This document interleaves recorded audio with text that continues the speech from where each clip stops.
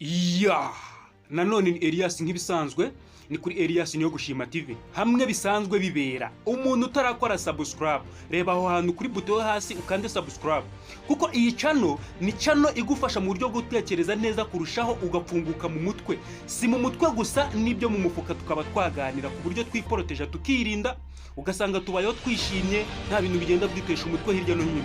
Niyo mpamvu uyu munsi nta gutinda nababwiye ngo sinzaza mbatindira, tugiye kurebera hamwe ibintu 10 muri abahungu musigaye mufite ukuntu mubangamira igitsina gore, abahungu cyane cyane ab'i Kigali cyangwa se abahandi mudukurikiye bitewe n'igihugu wabuherereyemo, ugasanga ubangamiye umwana w'umukobwa w'abandi ndetse nawe ubwawe ukisuzuguza ukibangamira. Bimeze bite rero? Uyu munsi tugiye kureba ibintu 10 bikwereka ko uwo mukobwa atagukeneye, atagukunda, ariko wowe ntabwo wiyubaha, ukomeza kwitesha agaciro. Ndagira ngo mva bwamba hano dutangirane.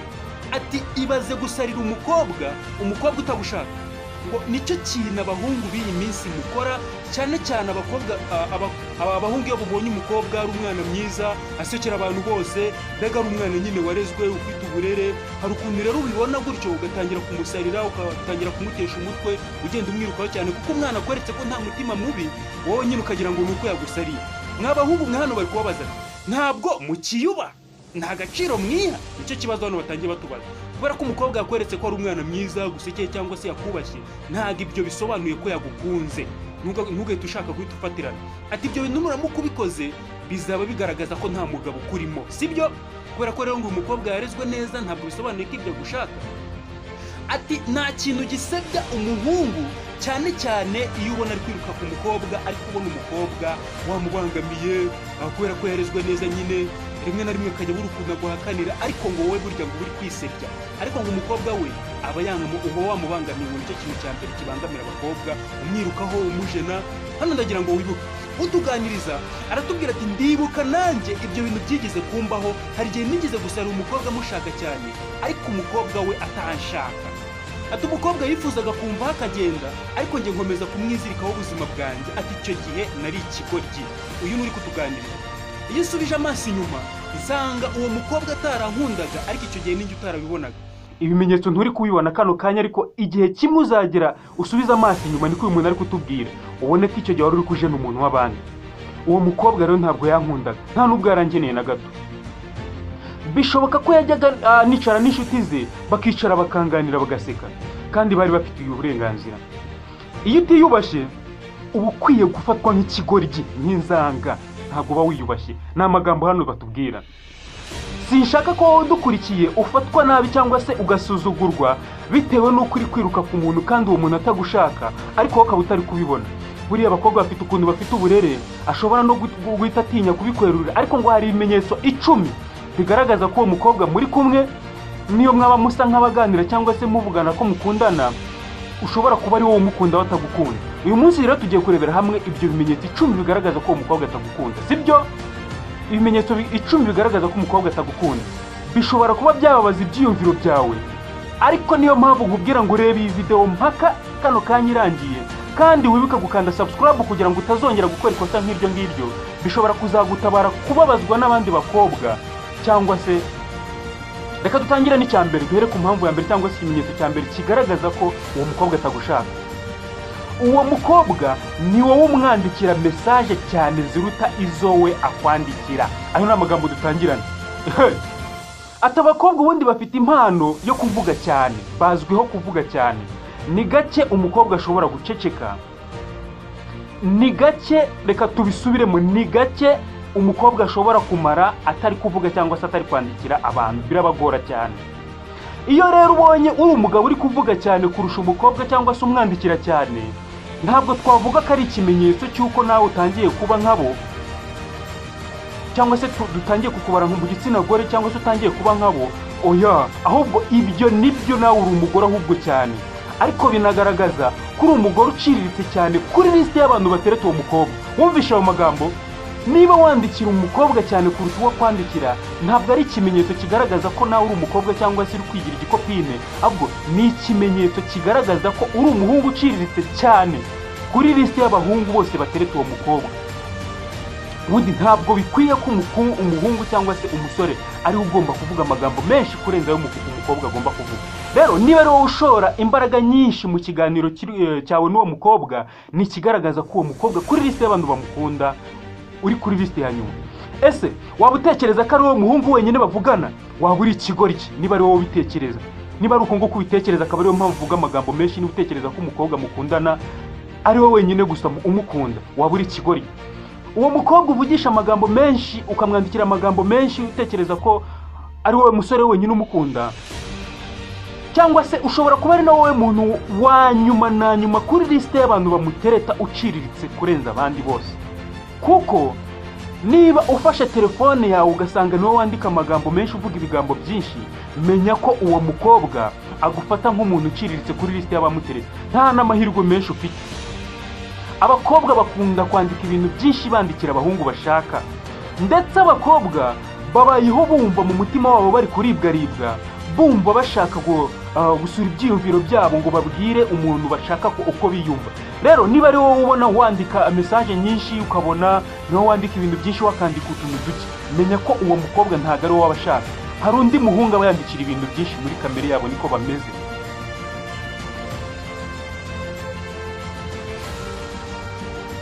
Ibindi bimenyetso, niba ubonye umukobwa umwandikira ibigambo byinshi akakwandikira utugambo tugufi, wumva natwo tudashishe cyangwa se tudatwika, tutarimo amarangamutima, mbega ubona ameze nk'aho ari gufunga ikiganiro gake gake, mbega ukabona ni wowe uri gutekereza ibindi bintu uri bumubwire, uwo mukobwa ntabwo agukunda. Reka tujye ku cya kabiri.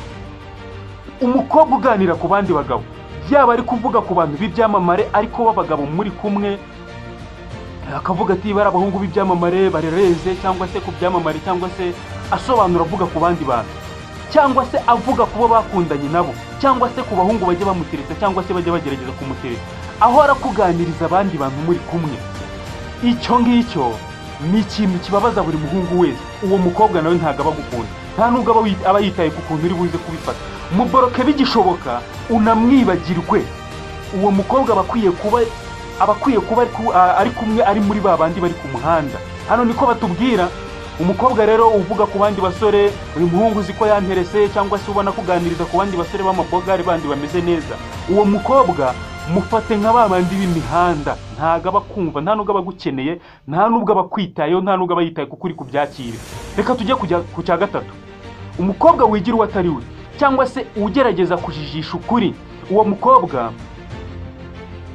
umukobwa iyo adakunda umuntu, akenshi akunze kwigira nk'aho afite undi muntu bakundana, cyangwa se akigira nk'aho yari yasinziriye igihe wamwandikiraga, akaza kukubwira ati buriya wanyandikiriye nasinziriye sinari nabibonye, mbega akagerageza kujya yigira utuntu nk'utwo ngutwo asa n'ugukwepa. Uwo mukobwa ntago aba agukunda. Abakobwa bafite ukuntu bagerageza gusa n'abahunga kukubabaza, bagahugira mu tuntu nk'utwo ngutwo two kujijisha, sinabibonye, sinari mpari, utuntu nk'utwo asa n'ugukwepa. Uwo mukobwa ntabwo aba agukunda, aba yanga kukubabaza. Buri abakobwa ntabwo bazi guhita basubiza nyine, cyangwa se ngo bavugire aho bahita bakubwiza ukuri. Afite ukuntu agenda aca hirya kwepa kugira ngo utababara, ariko ntabwo aba agukunda.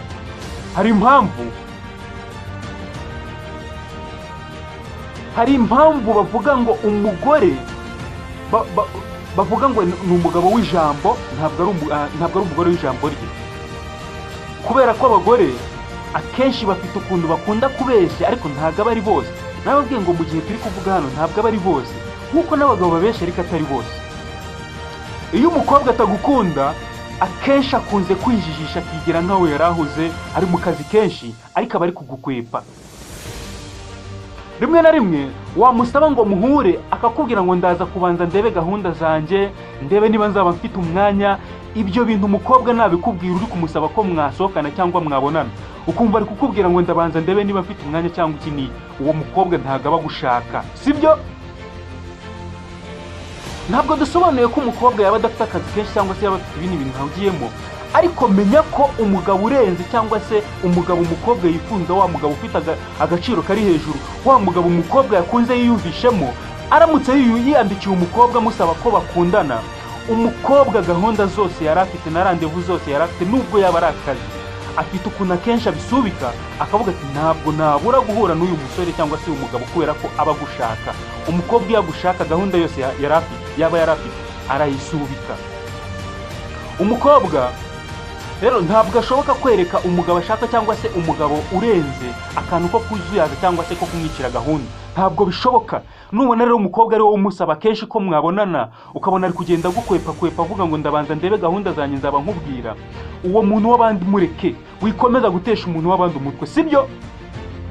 Reka tujye ku cya kane. Uwo mukobwa utajya kubaza ibibazo by'ubuzima bwawe bwite.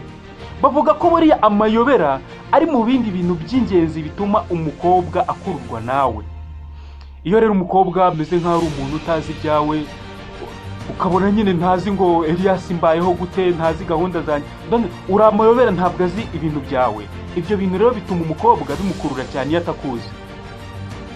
Iyo umugore rero nanone adafite amatsiko yo kugenda kubaza iby'ubuzima bwawe bwite kugira ngo ayo matsiko agende asa n'aho ayagabanya, akwinjirire mbega, ni ikigaragaza ko uwo mukobwa ntabwo akwiyumvamo na gato. Abasore benshi bakeka ko ngo baganira n'abakobwa, ariko urebye neza aba bahungu baba bari kwiganiriza ubwabo.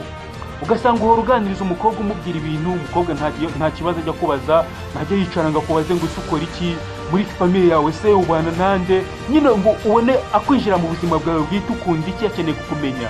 Ukabona muganira bya bintu biri aho ngaho nk'uko abantu bo ku muhanda n'ubundi baganira bategereje ko bwira. Uwo mukobwa ntabwo aba agukeneye, kuko umukobwa ugukeneye akubaza ibibazo byinshi, arakwinjira kuko aba akeneye kukumenya, sibyo? Umukobwa rero mu gihe atakubaza ibyo bibazo, usibye twa dusubizo nyine musubizanye tw'amafuta abantu bose bandikirana, uwo mukobwa ntabwo aba ashaka no kukumenya, nta nubwo aba kwitayeho, nta nubwo aba akeneye kukumenya. Nubwo mwaba muri kumwe muganira buri munsi, wowe ugenda wirirwa ubwira abantu ngo uriya mukobwa ngo turacata turaganira, reka. Urebye neza ahubwo ushobora gusanga ari wowe uri kwiganiriza. Kubera iki rero? Umukobwa ugukunda cyangwa se ugushaka aba ashaka kukumenyaho buri kimwe.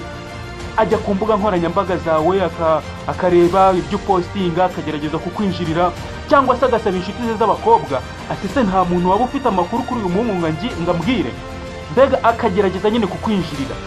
Ikindi, iyo mwasohokanye ari umukobwa nyine uba ubona agerageza kukubaza ibintu byinshi, ubona aricyo kintu kimushishikaje, mbega ubona akeneye kukumenya, kuko nyine aba agufiteho gahunda, avuga ati uyu muntu tuzagerana kure, nyine dufitanye imipango. Abakubaza n'umuhisi n'umugenzi, akubaza ati uyu muhungu bimeze gute, gahunda ze zimeze gute.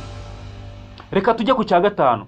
Umukobwa nanone ugenda uzuyaza, akwicira utugahunda, yisubira bya hato na hato, yisubira.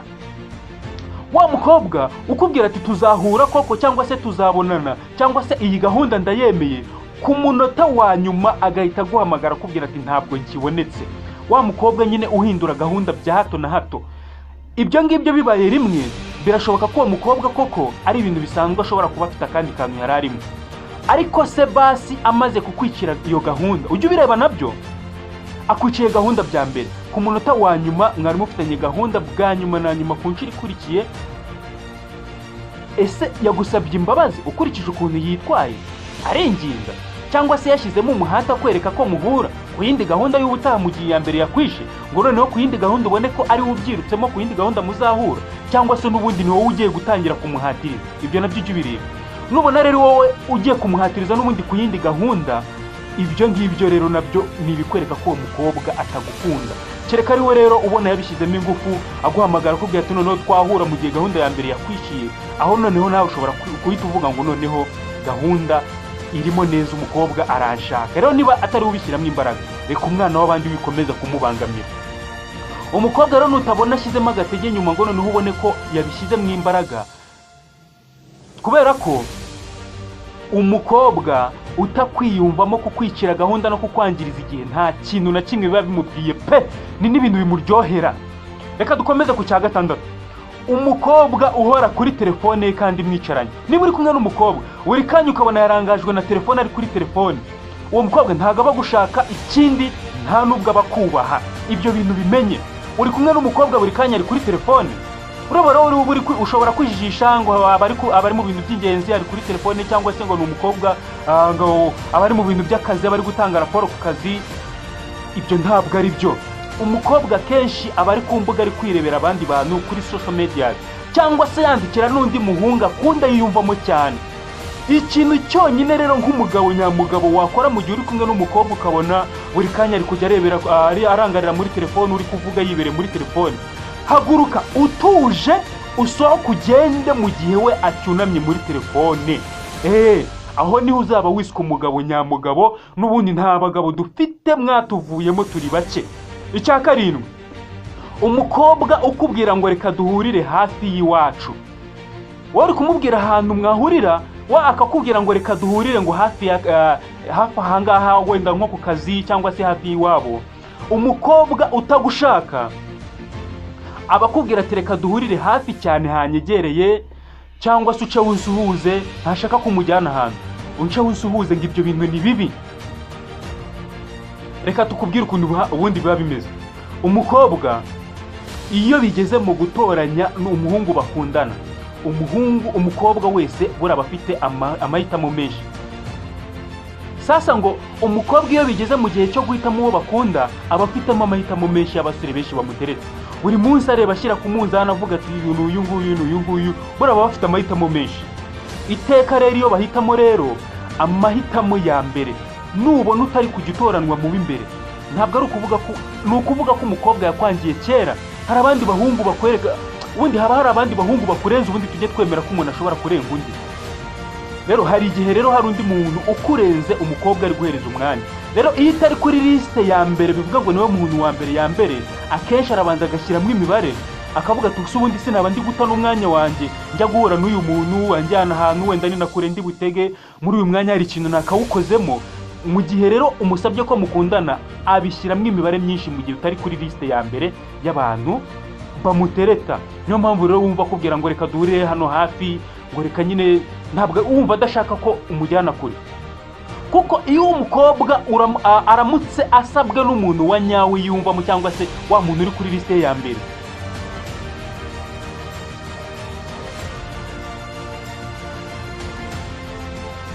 ati umukobwa rero iyo uri umuntu wa nyawe umwe yiyumvamo, wa mugabo nyamugabo, wa mugabo mpora mbabwira kuba we, ngo umukobwa nta kintu atakora ngo n'indege yayitega ariko akajya guhura nawe. Icyo gihe ubu uri umugabo w'indoto ze, ngo n'ubundi nta hantu atajya. Bora ngo umukobwa ugukunda bya nyabyo, ngo nta hantu na hamwe, cyangwa se nta hantu na hamwe wamujyana cyangwa se wamusaba ko mwajyana atatemera ko mwajya. Ubwo rero namwe mujye mutuza ibyo bintu mubivemo. Niba ubibona ko uwo mukobwa utari uwa mbere kuri liste ye, gerageza ube bivuyemo, udakomeza guhatiriza, ugasanga niho handi bibaviramo guhora musiba bya hato na hato. Hahandi nyine ubusanga uri umutipe ugigira wangiza igihe ku mukobwa utagukunda. Icyo gihe rero icyiza nuko wabivamo. Reka tujya ku cya munani. Umukobwa utajya wifuza ko mwaba muri babiri muri kumwe mwenyine, uwo mukobwa ntago aba gushaka, nta nubwo aba gukunda. Uwo mukobwa aramubwira ati reka duhure babiri turi kumwe, cyangwa se uzi wanjye turi babiri tube tuganira turebera hamwe ibibazo by'urubyiruko. Umukobwa akakubwira ati njyewe ntago mba shaka guhura nawe turi twenyine, tujya ahantu hari abantu. Naho uri ikihebe wamushimuta. Uwo mukobwa rero udashaka ko muba muri mwenyine wa babiri ngo muganire, usibye no kuba yagusura muri babiri, no kuba byonyine mwasohoka muri abantu babiri, icyo gihe rero ngo ntabwo aba gushaka. Niba ari wa mukobwa rero buri gihe ukubwira rero ngo arashaka kuba muri kumwe n'inshuti ze, adashaka ko muba muri kumwe muri babiri, icyo gihe ntabwo aba gushaka. Icyo gihe rero icyiza nuko waba umuretse, ukaba umwibagiwe, ukanasiba nimero ukaba umuretse. Kubera ko abagore niba hari ikintu bakunda, ni ukumarana umwanya n'abagabo bakunda ari bonyine ari babiri. Buriya bintu nta nubwo ari abahungu gusa babukunda. Kuba muri kumwe na sheri wawe muri ahantu muri babiri cyangwa se muri mu rugo, abantu ba mbere burya ngo babikunda ni abagore. Niba rero umukobwa umubwira ngo reka duhure, akakubwira ngo ntabwo byaba ari byiza tubaye turi kumwe twenyine, cyangwa se akagusaba ko byibuze mwa muri kumwe muri abantu benshi, icyo gihe rero ngo umukobwa ntabwo aba gukunda. Ahubwo rero ngo hari abandi basore bakurenze akunze ko baba bari kumwe ari babiri, kurenza uko wowe yakifuza ko mwa muri kumwe, yaba bamusuye cyangwa se baba bari kumwe. Hari igihe rero wowe ugenda ukabisigiriza ngo uriya mwana ngo aritonda, ngo hari igihe rero wowe ugenda ukabisigiriza ngo uriya mwana ngo ni umwana mwiza ngo aritonda ngo ntabwo aba ashaka ngo ibintu byo gusamara n'ibiki. Icyo gihe menya ko uwo mukobwa atagukunda ibyo wasigiriza byose. Reka tujye ku cya 9. Umukobwa nanone ubwira ngo musohoke ukabona ntabwo asaze ngashiduke nyine ngo ubone ngabigize ibintu bye ngo ngabigize nk'akazi. Wabwira umukobwa ati tuzasohoke cyangwa se duhure dusohoke, ukabona nyine ntabwo abigize nk'akazi ngabwanuke ngasare. Icyo ni ikibazo. Umukobwa ugukunda aba yifuza gusohokana nawe cyane cyane. Buruko umukobwa kwiyumvamo bure ngo iteka abategereje igihe uzamusaba ko musohokana mujye mu bantu. Iyo ubona rero umukobwa wimubwira ngo musohokane ukabona ari kuzuyaza, ujye umenya ko cyangwa se ukabona ntabwo ari kwemera, nta nubwo ari guhakana, ari kukubwira ngo tuzareba, tuzareba, ukabona nyine ntabwo yabigize ibye ngahita nasara cyane. Uwo mukobwa mureke, kuko uri kwisuzuguza gukomeza kumugendaho. Umva, buriya abagore iyo umusore ashaka wanyawa wamusabye ngo basohoke, umukobwa nicyo kintu cya mbere kimunezeza cyane, ndetse biramurenga. Kuko umukobwa atatangira no kuvuga ati koko uyu muntu aranguna turasohoka, ngibyo ibintu nk'ibyo ngo binezeza umukobwa. Wowe mu gihe ubimusaba ukabona ari gusa n'ubitekerezaho kabiri, uwo mukobwa abandi mureke, muveho, taha, kandi wikomeze guhamagara umuntu w'abandi umutesha umutwe. Ibyo bintu bubiretse iyubahe. Umukobwa wenda birashoboka ko ashobora kukwemera ngo musohoke, ariko ubona atabyishimiye nabyo, ako kantu nakujya ukareba. Si uko ngo buri gihe arabyanga, ariko ngo n'umukobwa utagukunda hari igihe akwemerera gusohoka, ariko nawe jya ubanza urebe ngo kuki yemeye ko dusohokana kandi ubona atabyishimiye. Hari igihe wenda bagukoresha akeneye ayo mafaranga yawe kubera ko wenda wamujyanye ahantu harenze, cyangwa se kubera ko wamujyanye, cyangwa se kubera nanone ataramenya neza uburyo yagukatira. Mu gihe rero ubona umukobwa umubwiye ikintu ntabishyuhemo, buretse bumuretse azabanza bishyuhemo. Muri urwo rwego rero umukobwa nukomeza kumwizirikaho ntabwo bizakurangirira neza. Niyo mpamvu bakubwira ngo busibye akanemero ke bugiye papa. Reka rero dukomeze n'icya 10. Imyanya y'ibanga cyangwa se hahantu he bwite ku mubiri we. Abakobwa nibo bantu bakunda gukorwaho n'umuntu biyumvamo ubuzima bwabo. Umva amagambo, umukobwa rero utakwemerera ko umukoraho ukabona biri kumujena, uwo mukobwa ntabwo aba agukunda. Ubundi umukobwa ikintu cya mbere kimunezeza ni ugukorwaho n'umuntu akunda yiyumvamo. Buriya umukobwa n'ibintu bimwereka ko umwiyumvamo unamukunda cyane niyo umukozeho. Ikindi nanone, iyo nanone ukoze ku mukobwa atakwiyumvamo atagukunda, ukajya ugerageza kumukorakora, buriya ngo binashobotse yakurukaho, kuko ngo bibatera isesemi cyane. Rero niba ujya gukora ku mukobwa ukabona ntabwo ashaka kumukoraho, akakubwira ngo ntabwo igihe kiragera, cyangwa se ngo ntabwo ari byo n'iki, akenshi ngo uwo mukobwa ntabwo aba agukunda. Umva, iyo umukobwa atakwemereye ko umukoraho ku mubiri we hose, ntabwo aba kwiyumvamo. Wapi, twese turabizi mu buzima bwacu y'abahungu n'abakobwa, iyo udakunda umuntu akagerageza kuba yakwinjirira gukoraho cyangwa se akwegera, icyo gihe rwose umera nkaho ushobora no kuba wamurega, kubera ko ubona nyine ari n'agasuzuguro iyo umuntu agukoze utamukunda. Kuko iyo umukobwa agukunda bya nyabyo, iyo umukozeho burya ngo ntabwo akenshi aba yanabigira n'ikibazo. Niyo umwegera ahubwo biranamunezeza, ariko bitari bya bindi by'ubusambanyi. Ariko ntabwo ari byo turi kuvuga ahangaha, ariko byibuze iyo umukozeho nyine ukabona ko abishamabikiye buryo ngo uwo mukobwa abagukunda. Ntabwo wenda ukwiye kureba ngo umukobwa ngo yaguhakaniye ngo nuko umukobwa ngo ari kugusekera. Rero hari igihe umusore agusekera cyangwa umukobwa agusekera, hari igihe rero umukobwa cya gihe ubona nyine agusekera, ubona ariko adashaka kumukoraho cyane. Ibyo ngibyo ni uburyarya, ntabwo uwo mukobwa agukunda. Ariko iyo utangiye kubona atangira gusekera, ugatangira kumva ufite icyizere, ukavuga ati ya ntaribi wenda hazaba hashya, ibyo bintu bisobanuye ko uwo mukobwa atagukunda. Wowe ujya ureba ibikorwa bye, ntukarebe uko aguhakaniye avuga. Umukobwa ashobora kuguhakanira aseka, yakwigizeho umwana mwiza, ariko wowe reba ibikorwa byawe mu gihe akwiyatse. Umukobwa ugukunda bya nyabyo ntabwo yakwanga kumukoraho, ntabwo izo mbaraga yazibona. Iyo umukobwa agukunda, iyo umukozeho mu bintu bimunezeza, burya mu bintu biri mu bintu bimunezeza, akaba ari yarushaho no kugukunda ahubwo kurushaho. Icyo kintu cyari icya 10 muri ibyo bintu byose tuvuze. Niba hari kimwe ujya ubona ku mukobwa mukundana cyangwa se muteretana, ukaba ubona ibyo bimenyetso byose, hari kimwe muri byo ubona kuri uwo mukobwa muri kumwe mu rukundo cyangwa se mukundana, reka umwana w'abandi. Ikindi kandi nakwibutsa, menya kwiyubaha, umenye ko uri umuntu w'umugabo. Reka umwana w'abandi, genda utuze, ubuzima burakomeza. Ibyo bintu byo gukomeza byo kugigira mwisuzuguza n'ububwa ni mubireke. Nanone niba ushaka gutera imbere mu mitekerereze, usibye n'ibijyanye n'ubukungu, kora subscribe, wibuke no gukanda like. Ikindi kandi wibuke no gushyira mu comment cyangwa se utubwire n'icyo wifuza ko ubutaha twazaganiraho hano kuri Elias Niyogushima TV. Nge mwumvaga wabategure ndetse nkabagezaho kino kiganiro ni Elias Niyogushima. Niba ari ubwa mbere rero dukurikiye kandi ukaba wumva hari icyo iki kiganiro cyangwa se iyi video igufashije, nyamune ndabigusabye, reba aho hantu handitse subscribe kuri telefone yawe, uhakande, ntiwibagirwe gukanda like kandi unaduhereza igitekerezo cy'icyo twazaganiraho ubutaha muri comment. Ciao musenge kandi mukore.